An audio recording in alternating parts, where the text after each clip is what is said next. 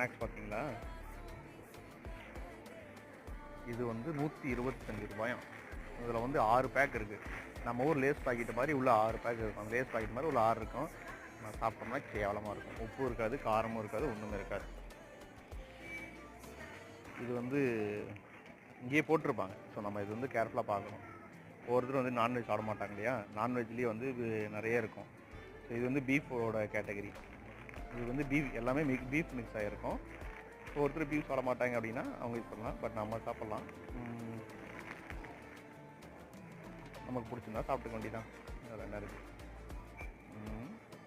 ஆனால் இது வந்து காரம்னு போட்டிருக்காங்க. அதில் ஒன்றும் இல்லை.